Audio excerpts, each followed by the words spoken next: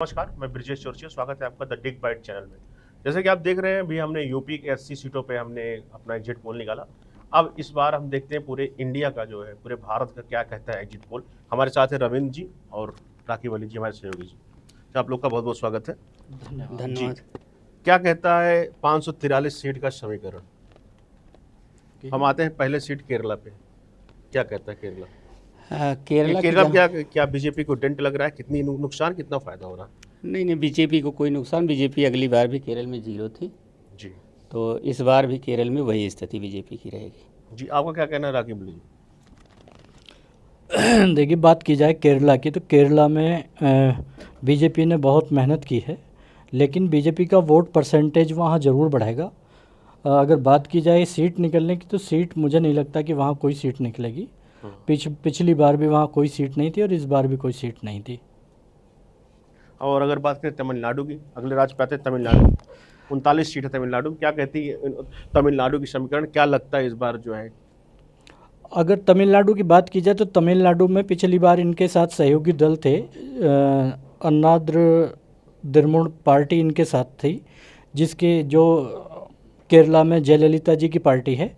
लेकिन अगर बात की जाए कि इस बार पिछली बार उन्होंने गठबंधन अपना ख़त्म कर दिया था, तो इस बार वो सेपरेट लड़ी, ये भी सेपरेट लड़े, तो तमिलनाडु में भी इनकी कोई सीट नहीं निकलेगी।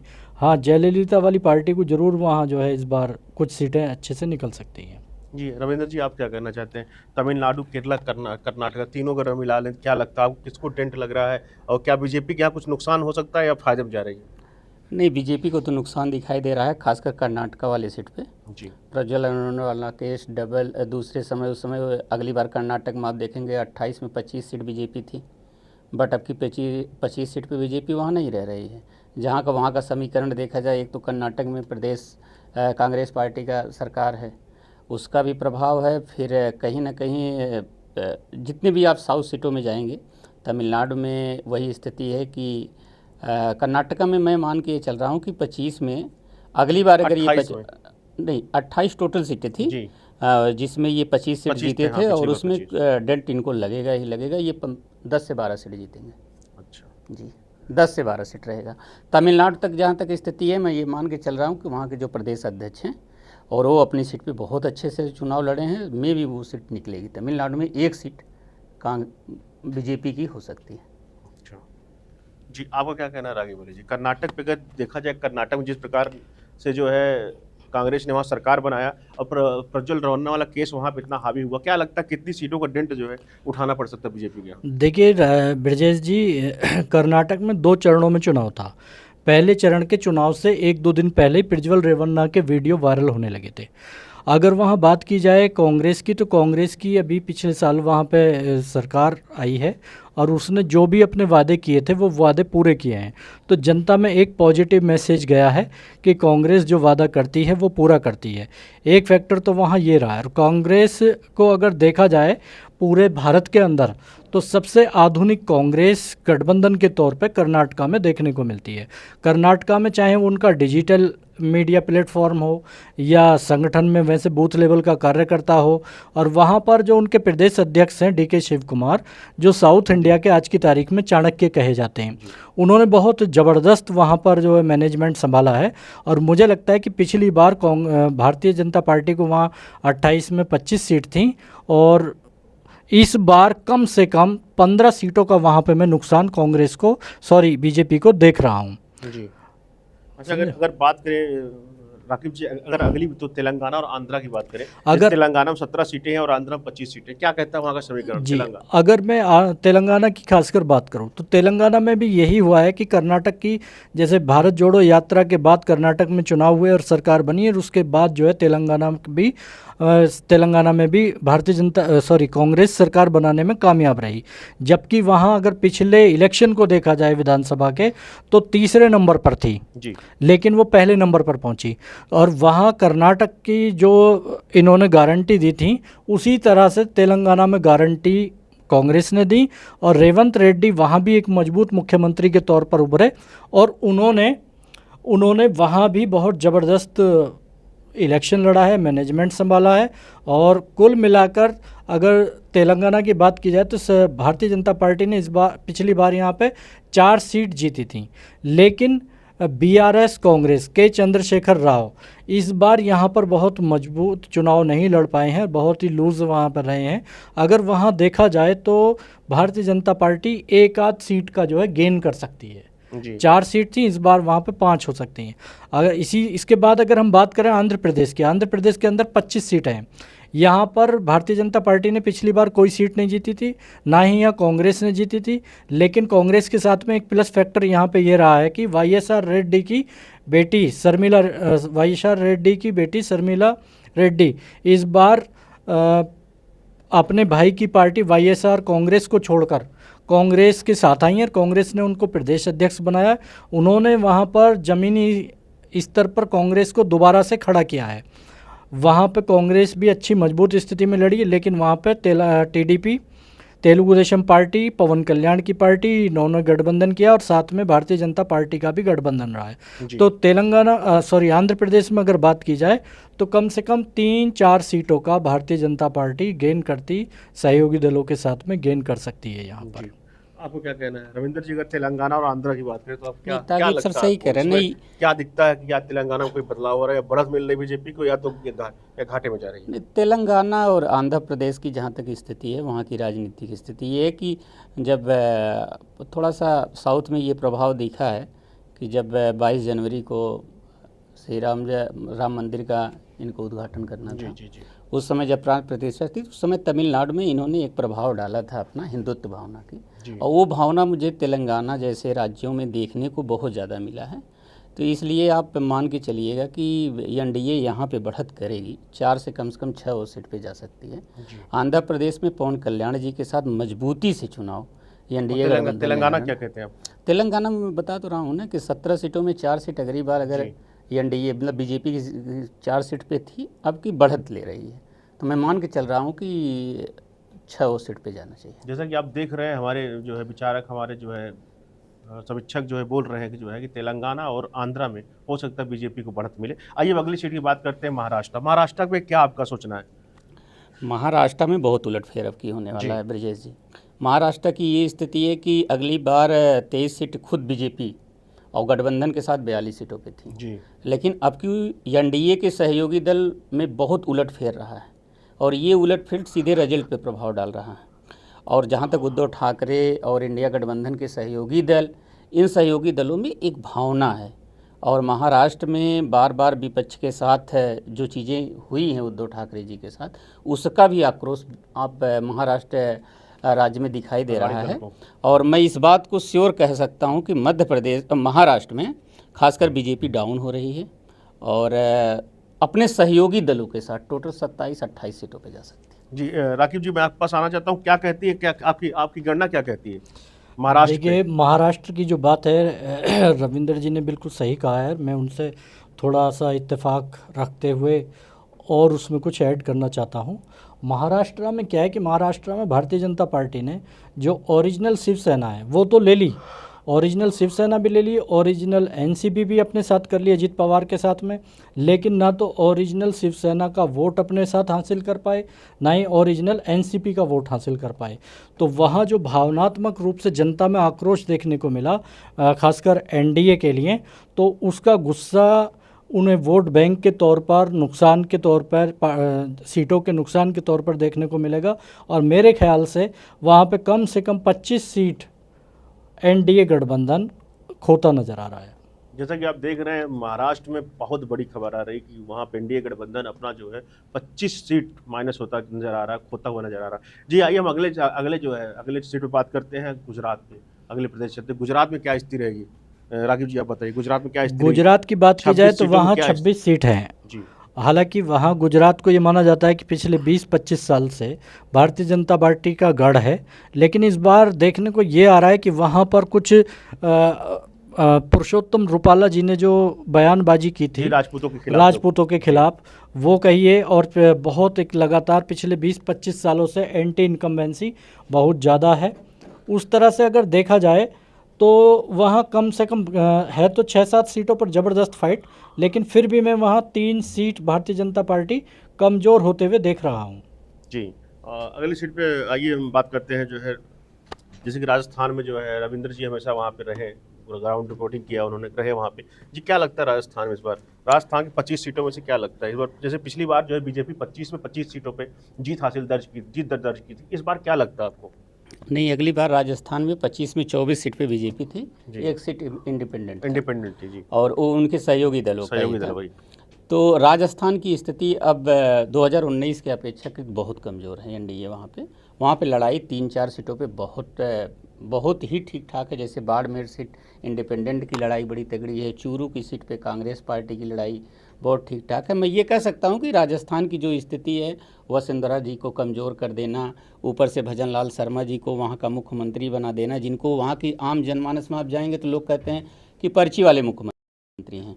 इन चीज़ों का प्रभाव राजस्थान में दिखाई देता है। तो राजस्थान में बीजेपी गिरती हुई दिखाई दे रही है मुझे। 24 सीटों का नुकसान होता दिखाई दे रहा है, कम से कम 4 से 5 सीटों। जी राकेश जी, आप क्या कहना चाहते हैं, राजस्थान पे क्या कहना चाहते हैं, कितनी देखिए, सीटों का नुकसान उठाना पड़ रहा है बीजेपी को? राजस्थान की अगर बात की जाए तो मैं अपने सहयोगी रविंद्र जी से सहमति नहीं रखता इस मामले में। दरअसल क्या है कि कांग्रेस ने अभी वहाँ पर विधानसभा का चुनाव लड़ा और वोट परसेंटेज की बात की जाए तो मात्र 2% का वहाँ पे वोट शेयर का अंतर था। उसके बाद घटनाक्रम बहुत बदला है। जैसे अग्निवीर का मुद्दा है, राजस्थान में सबसे ज़्यादा जो है अगर देखा जाए देश के अंदर जो है तो सरकारी जॉब में अगर कोई जाने की बात होती है तो आर्मी में सबसे पहली चॉइस होती है। तो अग्निवीर का मुद्दा वहाँ ज़बरदस्त रहा है। फिर एक नीचे से, बिल्कुल नीचे से, जैसे अभी बताया कि पर्ची वाले मुख्यमंत्री हैं, तो सबसे नीचे यानी पिछली बार वो कभी ना तो मंत्री रहे हैं ना कहीं कोई हाईलाइटेड रहे हैं, संगठन में कोई बड़ी पोस्ट पे नहीं रहे हैं, और भजन लाल शर्मा जी को वहाँ से नीचे से उठाया और मुख्यमंत्री बना दिया। बहुत सारे सीनियर्स को जो है क्रॉस किया गया, वसुंधरा राजे जी को जो है क्रॉस किया गया।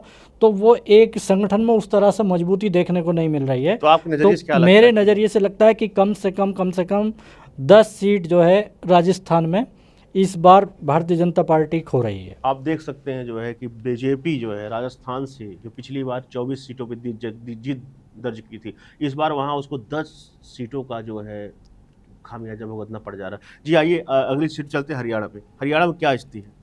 हरियाणा में अगर बात की जाए पिछले 3 वर्षों से जब से काले कृषि कानून आए थे, जिसकी वजह से आपने देखा होगा कि लगभग 1 साल से ज़्यादा किसान दिल्ली के बॉर्डर पर पड़े रहे, चाहे गाजी बॉर्डर पर रहा हो, सिंगू बॉर्डर पर रहा हो, और किसानों में एक ज़बरदस्त आक्रोश देखने को मिला था। और उस आक्रोश का केंद्र बिंदु आपके हरियाणा और पंजाब था। अगर हरियाणा पंजाब की बात की जाए तो उनकी जो भी मांग थी कांग्रेस पार्टी ने इस बार अपने मैनिफेस्टो में लगभग पूरी कर दी हैं। और अगर देखा जाए अग्निवीर का मुद्दा, तो अग्निवीर का मुद्दा भी इन दोनों स्टेट्स के अंदर, राज्य हरियाणा के अंदर या पंजाब के अंदर, बहुत ज़बरदस्त रहा है। बेरोजगारी, महंगाई और अन्य मुद्दे तो थे ही, अग्निवीर के मुद्दे ने वहाँ पे जो है आग में एक तरह से घी डाला है। और आपके अगर बात की जाए सीटों की तो कम से कम हरियाणा के अंदर, हरियाणा और चंडीगढ़ के अंदर भारतीय जनता पार्टी अपनी 7 सीट, जबकि 11 सीटों में से वो पिछली बार 11 की 11 सीटें जीती थी, लेकिन इस बार 7 सीट कम से कम अपनी लूज़ कर रही है, हरियाणा और चंडीगढ़। जी। और अगर बात की जाए पंजाब की तो पंजाब में इन्होंने 2 सीट हासिल की थी, लेकिन मुझे नहीं लगता कि वो 2 सीट भी इस बार निकाल पाएंगे। जी आप अब आना चाहते हैं हम रविंद्र जी, आप क्या कहना है हरियाणा और पंजाब पे? नहीं, राकिब सर से हम एकदम सहमत है इस बात को लेकर। झारखंड में जहाँ तक पहलवानों की बात रही, उत्पीड़ना की, वो सारी चीज़ें रही, और इसके साथ साथ किसान मुद्दा सबसे ज़्यादा रहा, और एक किसान बेल्ट है पंजाब हरियाणा ये सब लेके। अगर ये देखा जाए तो राजस्थान में राकिब सर से एकदम हम कि 13 की 13 सीटें ये हार रहे हैं। गठबंधन और सहयोगी दल आम आदमी पार्टी और कांग्रेस मिलकर वो चंडीगढ़ भी जीत रहे हैं।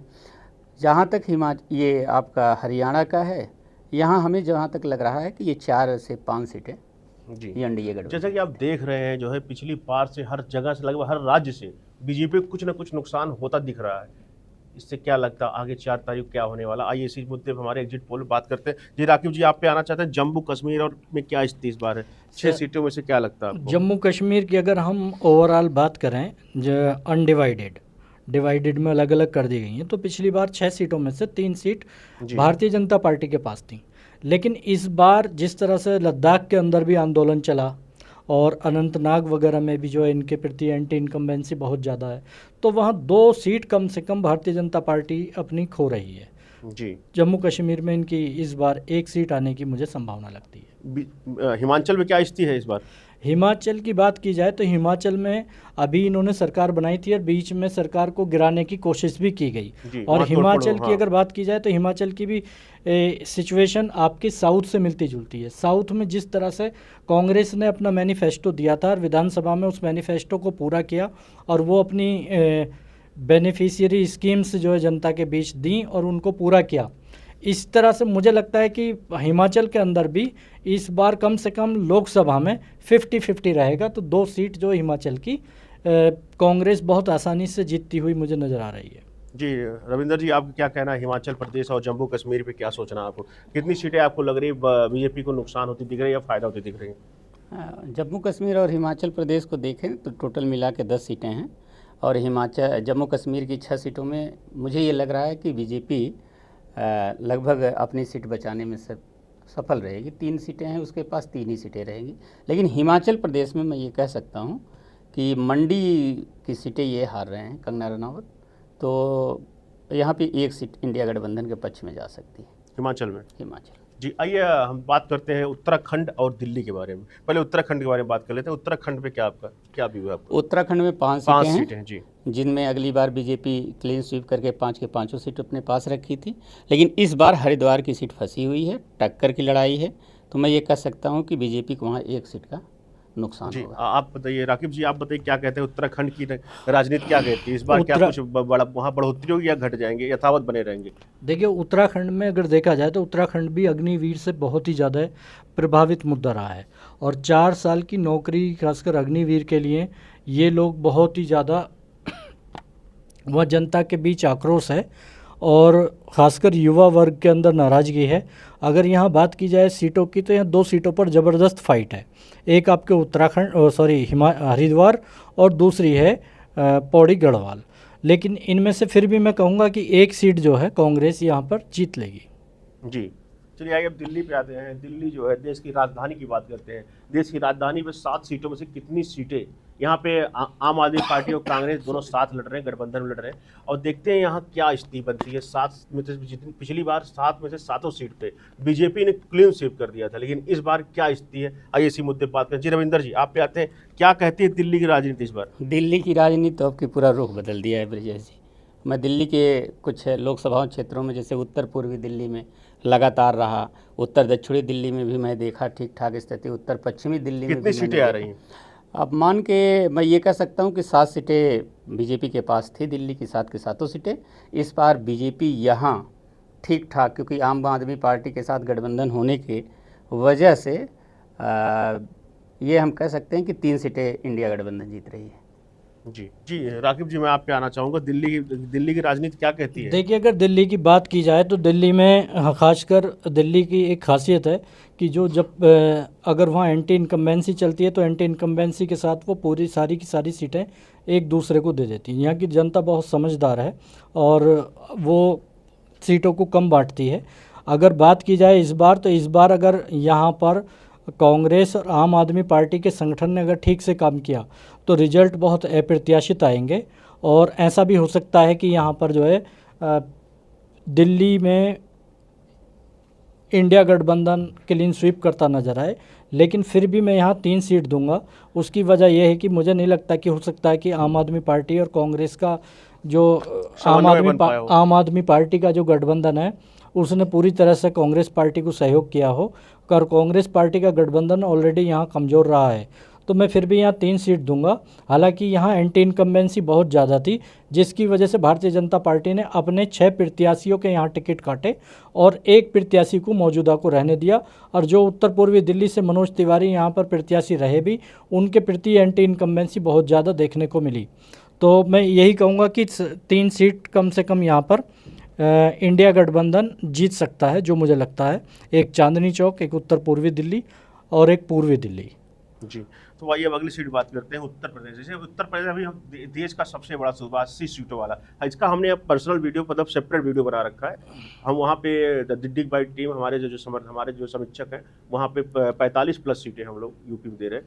चलिए तो यूपी हम लोग छोड़ ही देते हैं, अब यूपी बात हमारी विस्तार से एक हुई। वैसे ही थोड़ा सा मैं विस्तार में बता दूं, क्योंकि जी, जी। एक ये आपका एकीकृत जो है वीडियो है, जी। तो उत्तर प्रदेश की अगर बात की जाए तो हमने इस पे सेपरेट वीडियो बनाया है। लेकिन फिर भी मैं बता दूं कि जो पहला और दूसरा चरण था, पहला और दूसरा चरण एक तरह से ट्रेडिशनल वे में उत्तर प्रदेश के अंदर लड़ा गया था। लेकिन तीसरे चरण से जो उत्तर प्रदेश में मैनिफेस्टो की बात होने लगी और भारतीय जनता पार्टी के जो प्रत्याशी हैं और मंत्री हैं या वो पदाधिकारी हैं, उन्होंने कहा कि हमें 400 पार इसलिए चाहिए कि हमें संविधान बदलना है, रिजर्वेशन हटाना है। तो इस मुद्दे को विपक्ष ने बहुत मजबूती से उठाया और ये मुद्दा हर चरण में बढ़ता चला गया। और यहाँ पर देखने को ये मिला कि भारतीय जनता पार्टी जहाँ आक्रामक चुनाव लड़ती थी, उसको रक्षात्मक डिफेंसिव मोड में चुनाव लड़ना पड़ा। और इंडिया गठबंधन यहाँ बहुत आक्रामक तौर पर चुनाव लड़ते हुए नज़र आया। खासकर यहाँ पर अगर देखा जाए तो अखिलेश यादव ने जो अब इस बार कुशलतापूर्वक पीडीए के तहत प्रत्याशी उतारे हैं, उन्होंने यहाँ बहुत अच्छा चमत्कार किया है। और मुझे लगता है कि उत्तर प्रदेश के अंदर मेरे हिसाब से 28-29 सीट कम से कम भारतीय जनता पार्टी इस बार यहाँ पर कम कर रही है। 40-45 सीट कम से कम इंडिया गठबंधन यहाँ जीतता नजर आ रहा है। चलिए अब एमपी की बात कर लेते हैं। एमपी 29 सीटों पर क्या स्थिति, रविंद्र जी आप बताइए, एमपी आप गए हुए थे, क्या स्थिति है वहाँ पे? एमपी की जहाँ तक देखा जाए तो सारी सीटें बीजेपी के पास ही थी, लेकिन एमपी में भी स्थिति बहुत ख़राब है। एक सीट जो एमपी से कांग्रेस के पास थी अगली बार, वो भी सीट बच रही है। और यहाँ पे भी इंडिया गठबंधन लगभग 3 से 4 सीट पाएगी। जी, आपका क्या कहना है राघव जी, इस पर क्या कह रहे हैं? एमपी का जो है राजनीति क्या कहता है, इस बार बीजेपी यथावत बनी रहेगी या कुछ वहाँ से माइनस हो रही है? नहीं, वहाँ पर जीतू पटवारी जी के नेतृत्व में जो संगठन में एक तरह से जान फूंकी गई है, मुझे लगता है कि वहाँ संगठन ने बहुत अच्छे से, यूथ ने बहुत अच्छे से बढ़ चढ़ के हिस्सा लिया है। और अग्निवीर, बेरोजगारी और जितने भी मुद्दे, जितनी भी बेनिफिट की स्कीम्स कांग्रेस पार्टी अपने मैनिफेस्टो में लाई है, वो वहाँ चर्चा का विषय रहा और बहुत अच्छे से रहा। लेकिन अगर पिछले चुनाव, विधानसभा के चुनाव को हाल फिलहाल को देखें तो वहाँ वोट शेयर में, वोट परसेंटेज में एक काफ़ी फासला था। उस आधार पर अगर हम देखें तो 7-8 सीटों पर बहुत ज़बरदस्त यहाँ फाइट देखने को मिल रही है। लेकिन फिर भी मैं 4 से 5 सीट कम से कम भारतीय जनता पार्टी मध्य प्रदेश के अंदर लूज़ कर रही है। अगर वहाँ शिवराज फैक्टर चला, शिवराज जी को जैसे वहाँ से मुख्यमंत्री की पोस्ट से हटा दिया और वहाँ भी एक काम राजस्थान की तरह किया है कि राजस्थान में भी जिस तरह से गुमनाम आदमी को मुख्यमंत्री बना दिया गया, उसी तरह से वहाँ जिसकी कोई चर्चा नहीं थी, वहाँ पर लाकर उन्होंने जो एक मुख्यमंत्री बिठाया है। और शिवराज जी के नाम पर जो तीसरी बार वहाँ ज़बरदस्त जनादेश मिला था, तो अगर पब्लिक के अंदर बहुत ज़्यादा नाराज़गी अगर घर कर गई तो हो सकता है कि 8-9 सीट वहाँ पर भारतीय जनता पार्टी हार जाए। लेकिन फिर भी मैं 4 से 5 सीट कम से कम भारतीय जनता पार्टी मध्य प्रदेश के अंदर खोती दिख रही है। जैसा कि उन्होंने कहा कि शिवराज सिंह फैक्टर चला, शिवराज सिंह जिस प्रकार से जिनके बड़े चेहरों पर नाम पे चुनाव लड़ा गया और उनको फिर मुख्यमंत्री नहीं बनाया गया, फिर जब मोहन यादव जी को बना दिया गया जो बहुत निचली श्रेणी कार्यकर्ता से आते हैं, मतलब कार्यकर्ता है वहाँ बीजेपी के, तो अगर शिवराज फैक्टर चलता है, अगर शिवराज की नाराजगी, अगर उनके फैंस, उनके फॉलोअर्स अगर नाराज होते हैं तो वहाँ एमपी में एक अतिशयोक्त रिजल्ट देखने को मिल सकता है। चलिए आइए हम अगली सीट की बात करते हैं, छत्तीसगढ़। छत्तीसगढ़ में बताइए क्या स्थिति, 11 सीटों चुनाव हुए, क्या स्थिति है? छत्तीसगढ़ के हालात भी कुछ ऐसे ही। हालांकि छत्तीसगढ़ में भारतीय जनता पार्टी ने अपने को मजबूत किया है, लेकिन छत्तीसगढ़ में एक रमन सिंह का फैक्टर भी है। रमन सिंह वहाँ के बड़े कद्दावर मुख्यमंत्री, 10 साल उन्होंने वहाँ पे हुकूमत की थी और उसके बाद वहाँ भूपेश सिंह बघेल ने अपनी सरकार बनाई। कांग्रेस ने बहुत ज़बरदस्त मेजॉरिटी हासिल की, परंतु कुछ पता नहीं क्या उनके फैक्टर काम किए जो वो वहाँ पर अपनी एंटी इनकम्बेंसी को नहीं देख पाए और भारतीय जनता पार्टी ने वहाँ पर इस बार बहुत अच्छी सरकार बनाई। लेकिन जो फैक्टर उन्होंने मध्य प्रदेश और राजस्थान के अंदर किया, वही फैक्टर वहाँ पे किया कि वहाँ पर उन्होंने रमन सिंह को भी साइड लाइन कर दिया, जिस तरह से शिवराज चौहान और वसुंधरा राजे सिंधिया को किया था। तो मुझे लगता है कि हालांकि मजबूत संगठन बहुत मजबूत है वहाँ पर, लेकिन फिर भी मैं मानता हूँ कि कम से कम 1 से 2 सीट और, पिछली बार यहाँ पर 9 सीट, 11 में से 9 सीट भारतीय जनता पार्टी लाई थी, लेकिन 1 से 2 सीट वहाँ पर इस बार भी लॉस करेगी। देखिए लगभग आप हर जगह देख सकते हैं बीजेपी भारतीय जनता पार्टी हर जगह से हर राज्य से कुछ न कुछ जो है माइनस हो रही है। चलिए देखिए आगे हम बात करते हैं जी। रविंदर जी, अब बिहार में हम आते हैं। बिहार में 40 सीटों पर चुनाव लड़ा गया, क्या लगता है आपको बिहार की राजनीति क्या करती है, किधर करवट ले रही है इस बार? नहीं, बिहार की राजनीति एकदम तेजस्वी की तरफ करवट ले रही है। नीतीश से नाराज़गी है। तेजस्वी जब सरकार में आए नीतीश के साथ गठबंधन में, उन्होंने खासकर युवाओं पे बहुत जोर दिया और उन्होंने लगभग 3 से 5 लाख सर्विसों को जो भर्ती उन्होंने कर दिया 3 से 4 महीने के अंदर, वो चीज़ें बहुत फैक्ट कर रहा है। और वो चीज़ें नीतीश पे न चस्पा होकर तेजस्वी पे चस्पा हुआ और ये चीज़ बिहार में देखने के हर लगभग सीटों पे है। तो हम तो ये कह सकते हैं कि इंडिया गठबंधन वहाँ पे 50-50 की लड़ाई लड़ रही, लगभग 20 सीट। इंडिया गठबंधन लगभग 20 सीट लड़ रही है वहाँ पे। जी, आपको क्या कहना है राकीब जी, आप क्या कहते हैं? जी बिल्कुल, रविंदर जी ने बिल्कुल सही कहा और बहुत अच्छा विश्लेषण किया। जो एक फैक्टर हुआ करता था वहाँ पे, आरजेडी का मतलब कुशासन, आरजेडी मतलब जंगल राज। तो पिछले 17 महीने नीतीश जी ने जो अगर एक बढ़िया काम किया है तो वो आरजेडी के साथ सरकार बनाकर आरजेडी के ऊपर जो एक कलंक होता था जंगल राज का, उसको धोने का काम किया। और आरजेडी का मतलब तेजस्वी और तेजस्वी का मतलब सरकारी नौकरी। तो पिछले 4-5 लाख जो वहाँ पर इन्होंने सरकारी नौकरियाँ दी हैं, उसका पूरा क्रेडिट तेजस्वी यादव को जाता है। और तेजस्वी यादव ने लगभग 263-250 प्लस रैलियाँ की हैं और ज़बरदस्त वहाँ पर जनता के अंदर वही एक जोश जो उत्तर प्रदेश के अंदर दिखाई दे रहा था, वही बिहार के अंदर दिखाई दे रहा था। और सीटों का डिस्ट्रीब्यूशन भी बहुत अच्छा किया गया। तो मेरे आइडिया में भी वहाँ पर कम से कम 18-20 सीट, 20-22 सीट आरजेडी इंडिया गठबंधन को फ़ायदा होता दिख रहा है। जी, अगले राज्य पर आते हैं झारखंड। झारखंड की राजनीति क्या करती है, रविंदर जी बताइए। झारखंड में क्या स्थिति, जिस प्रकार से हेमंत सोरेन को जो है जेल में भ्रष्टाचार के मुद्दे से उनको जेल डाला गया, क्या इसका कुछ बेनिफिट मिलता दिख रहा है या वहाँ पे झामुमो को कुछ नुकसान उठाना पड़ जा सकता है? नहीं, हेमंत सोरेन को जेल में डालने का बड़ा प्रभाव पड़ रहा है और ऐसे समय पे डाला गया कि वो सीधा प्रभाव बीजेपी को खुद दिखाई दे रहा है। वहाँ के प्रदेश अध्यक्ष इस बात की चर्चा बार बार किया करते थे।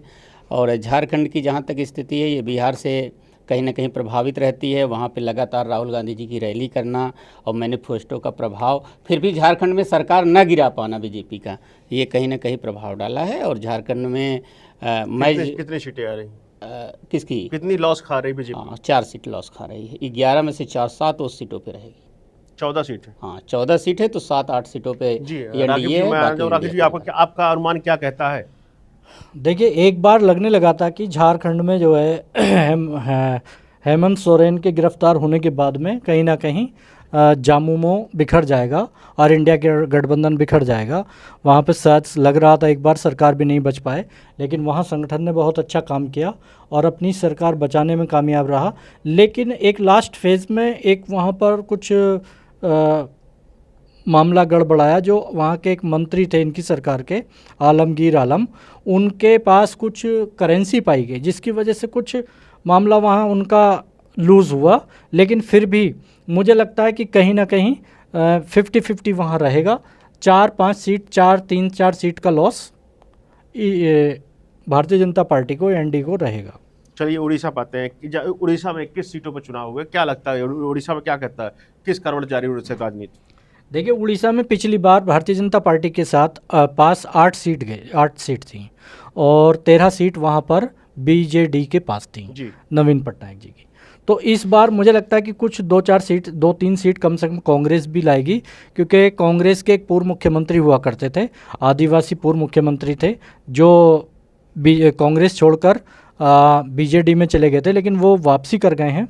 और इस बार कांग्रेस की वहाँ रैली भी भारत जोड़ो न्याय यात्रा हुई थी, जिसकी वजह से कुछ लग रहा कि बेनिफिट मिलेगा। लेकिन यहाँ पर बीजेपी को भी बेनिफिट होता नज़र आ रहा है। बीजेपी मुझे लगता है कि कम से कम 3 सीट यहाँ अपनी बढ़ाएगी और बीजेडी अपनी कुछ सीट कम करेगी यहाँ पर। चलिए, आप क्या कहते हैं रविंदर जी, आप क्या आना चाहिए उड़ीसा? क्या लगता है आपको, इस प्रकार से राकीब जी ने बताया कि बीजेपी यहाँ से बढ़त दिख रही है, नहीं आपको क्या लगता है, बढ़त मिलती दिख रही है? जी सही कह रहे हैं, क्योंकि नवीन पटनायक से बीजेडी के जो मुखिया हैं उनसे बहुत नाराज़गी है, वहाँ की आम जनता बहुत नाराज़ है। और फिर कहीं ना कहीं उड़ीसा भी एक हिंदुत्व की भावना से प्रभावित है और पुरी जैसे स्थान है उसका प्रभाव भी दिखाई देता है। वहाँ पे इस बार बीजेपी बढ़त ले रही है और में भी मुझे ये लगता है कि 8 सीट बीजेपी के पास थी तो 11 से 12 सीट बीजेपी को जाएगी। बीजेडी कम होगी, कांग्रेस भी 2 से 3 सीट पे जा सकती है। अगली बार कांग्रेस की 1 सीट थी तो वो 3 सीट हो सकती है। चलिए हम अगले अगले राज्य पे आते हैं, पश्चिम बंगाल, जो सबसे हार्ड सीट मानी जा रही है। पश्चिम बंगाल, ममता बनर्जी, वहाँ पर लगातार कई मामले आए, ईडी के अधिकारियों को जो है दौड़ा के पीटा गया, कई ऐसे मामले आए। चलिए आज बात करते हैं, क्या ममता इस बार यथावत बनी रहेंगी, क्या बीजेपी को वहाँ कुछ नुकसान उठाना पड़ सकता है? जिस प्रकार से एनआरसी और ट्रिपल जो है एनआरसी लाया गया, उस पर क्या कहता है? इस बार पश्चिम बंगाल कुछ फायदा मिलता दिख रहा है बीजेपी को या यथावत बने रहेंगे? जी राकीब जी बताइए, पश्चिम बंगाल क्या स्थिति है इस बार? पश्चिम बंगाल में अगर देखा जाए तो 2019 का जो चुनाव ब्रजेश जी वहाँ लड़ा गया था, तो गोरखा लैंड की जो डिमांड थी उसको अमित शाह जी ने अपने मैनिफेस्टो में जगह दी थी। मैनिफेस्टो एक मतलब वहाँ पे वादा किया था कि हम जो है गोरखा लैंड की डिमांड्स पूरी करेंगे। तो इन्होंने गोरखा लैंड की डिमांड्स पूरी नहीं की और गोरखा लैंड की जो समर्थित एक तरह से एनजीओज थे या संगठन थे, इस बार जब भारत जोड़ो न्याय यात्रा मणिपुर से स्टार्ट हुई तो वो गोरखा लैंड की डिमांड करने वाले जितने भी संगठन थे उन्होंने राहुल गांधी जी का भारत जोड़ो न्याय यात्रा का समर्थन किया और बहुत ज़बरदस्त उन्होंने सहयोग दिया। लेकिन फिर भी भारतीय जनता पार्टी वहाँ पर हो सकता है कि बहुत सारे, जहाँ हमने बात की तो 10-12 सीट वहाँ दे रहे हैं, लेकिन फिर भी मैं सोचता हूँ कि हो सकता है कि भारतीय जनता पार्टी ने और वहाँ दूसरी सीटों पर काम किया हो। फिर भी मैं वहाँ नो प्रॉफिट नो लॉस के रूप में वहाँ देखता हूँ। हालांकि जहाँ 18 सीट पिछली बार प्राप्त की थी उनमें भी उनके प्रति एंटी इनकम्बेंसी बहुत ज़बरदस्त सुनने को मिली है। चलिए रविंदर जी, आप क्या कहना चाहेंगे पश्चिम बंगाल पे? क्या आप राकेश जी बातों से सहमत हैं? वहाँ पे बीजेपी कोई नुकसान नहीं दिख रहा है, यथावत बने रहेंगे बीजेपी, क्या लगती है आपको? नहीं, राकीब जी सही कह रहे हैं, लेकिन ये है कि शुभेंदु जी के आ जाने से खासकर बीजेपी का वोट बैंक में भी प्रभाव पड़ा है और फ़ायदा हुआ है। और रही बात ममता बनर्जी जी का, एक ट्रैक पे बार बार उनका चलना, ये चीज़ें वहाँ उनके लिए अब की बहुत उनके वोट बैंक में बड़ा प्रभाव डाल रहा है। बीजेपी अगर अगली बार 18 सीट पे थी तो ये बार कहीं ना कहीं 1-2 सीट पे वो बढ़त ही ले सकती है, लेकिन उसका सीट कम नहीं हो। चलिए हम बात करते हैं नॉर्थ ईस्ट 7 सिस्टर्स की। जी बताइए, क्या लगता है इस बार नॉर्थ ईस्ट में क्या स्थिति है? ब्रिजेश जी, नॉर्थ ईस्ट की स्थिति ये रही कि मेघालय का जब से मणिपुर जब से कांड वहाँ पे हुआ, बीजेपी का बहुत कम मोमेंट रहा, बड़े नेताओं का कम मोमेंट रहा, विचार उनका बहुत कम रहा उस पर। उन्होंने उत्तर पूर्वी क्षेत्रों पे एकदम ध्यान ही नहीं दिया है और वहाँ एक आक्रोश रहा आमजन में। और इंडिया गठबंधन और उसके सहयोगी दल का बड़ा प्रभाव रहा। राहुल गांधी जी की न्याय यात्रा उसी साइड से उत्तर पूर्वी क्षेत्रों से शुरू होना, जी मणिपुर से शुरू होना, और ये चीज़ें दिख रहा था कि कांग्रेस का रुझान आम जन के साथ है, महिलाओं के साथ है। और मणिपुर घटना ने बड़ा प्रभाव डाला है उत्तर पूर्वी क्षेत्र में। अगर आप असम में आके देख लीजिए, उनके पास असम की ठीक ठाक सीटें थी अगली बार, और असम में भी उनका बहुत कम प्रभाव हो रहा है इस बार। तो मैं तो ये कह रहा हूँ, मुझे जहाँ तक लग रहा है या वहाँ की स्थिति देखने के बाद, बातचीत करने के बाद ये स्थिति सामने आ रहा है कि उत्तर पूर्वी स्थिति जो भी नॉर्थ ईस्ट का रहा है, मेघालय घटना, मणिपुर के साथ असम, ये सारी चीज़ें लेके बड़ा स्थिति खराब रही है एनडीए का। जी बहुत खराब रही स्थिति। जी, तो कितनी, क्या लगता है आपको यहाँ से एनडीए को क्या कुछ घाटा, मतलब कुछ नुकसान होता दिख रहा है आपको? नुकसान कितनी सीटों का नुकसान? कम से कम 8 सीटों का नुकसान होते दिख रहा है। जी अब राकेश जी के पास आपके पास आना चाहेंगे। जी, आप क्या लगता है नॉर्थ ईस्ट में क्या देखने को मिल रहा है? कितनी नुकसान, कितनी खामियाजा भुगतना पड़ जाता है, बीजेपी को पड़ सकता है? देखिए, अगर नॉर्थ ईस्ट की बात की जाए तो नॉर्थ ईस्ट में बहुत ज़्यादा सीटें नहीं हैं। जो भी सीट है वहाँ पर असम के अंदर है। असम में पिछली बार भारतीय जनता पार्टी के पास 9 सीट थी।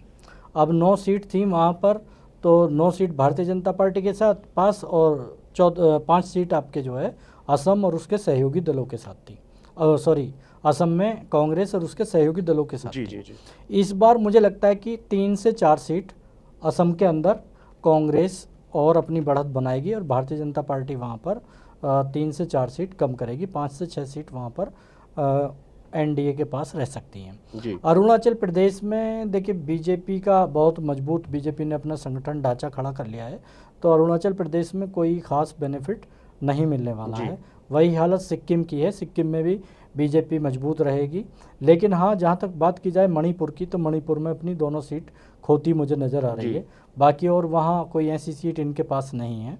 अब इसके बाद आपने कुछ केंद्र शासित प्रदेश छोड़ दिए हैं। जी हाँ, उसी बात केंद्र है। शासित प्रदेश और एक स्टेट और रह गया है, गोवा। जी, गोवा गोवा में- बात करते हैं। गोवा हाँ। गोवा क्या लगता है आपको? गोवा में 2 सीटें हैं। गोवा में पिछले चुनाव में अगर देखा जाए विधानसभा में, तो अरविंद केजरीवाल ने भी वहाँ वापसी की है और आम आदमी पार्टी का गठबंधन कांग्रेस के साथ है।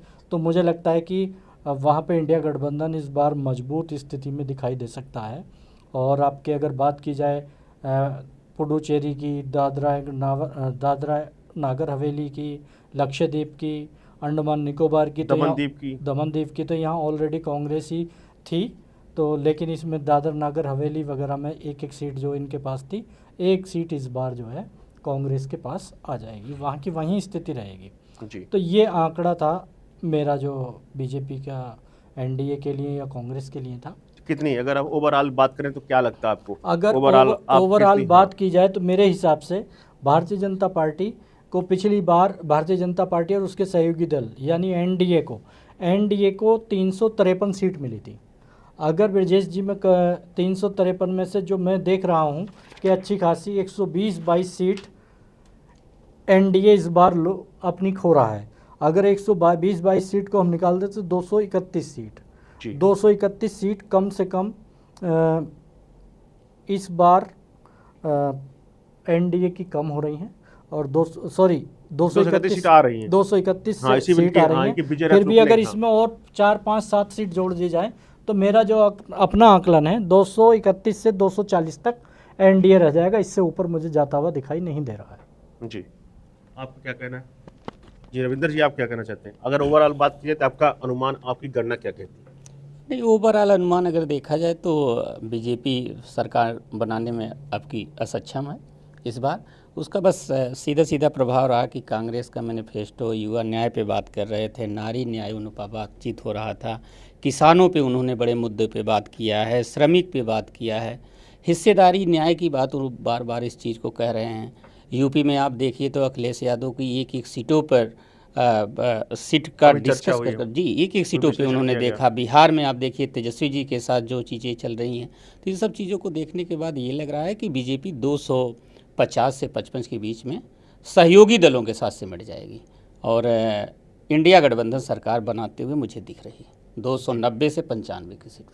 तो देखा आपने, ये हमारा एग्जिट पोल था, राज्यवार एग्जिट पोल था। आपने देखा कि बीजेपी के 400 पार नारे पर जो है प्रश्न लगता हुआ दिखाई दे रहा है। अगर बात की जाए राघीवली जी की जो है गणना है, जो उनके आकलन है, वो जो है एनडीए को जो 230 से 240 तक, और रविंद्र जी का भी यही गणना लगभग मैच खाता है। अगर हम देखें टिक बाइट की बात करें जी, अगर मैं इंडिया गठबंधन की बात करूं तो मेरे हिसाब से 311 सीट 310-11 सीट इंडिया गठबंधन को मिल रही है जी। तो अगर हम बात करें अगर हम बात करें तो बीजेपी का डिग बाइट की, तो डिग बाइट टीम भी जो है जो अपने सर्वे में दिखाना चाहती है, जो बताना चाहती है 230 से 250 के बीच बीजेपी जो थमती हुई नजर आ रही है, और वहीं इंडिया गठबंधन 260 से 280 के बीच जो है दिखाई पड़ रही है। चलिए, हम ये थी हमारी जो है आज तक की रिपोर्ट और आज की एग्जिट पोल। ठीक है, इसके बाद हम आगे और भी राज्यवार अगर हम चर्चा करेंगे और आगे भी आपसे जुड़ेंगे। बहुत बहुत धन्यवाद आप दोनों लोग का, जो आपने अपना कीमती समय निकाल के हमारे साथ आए।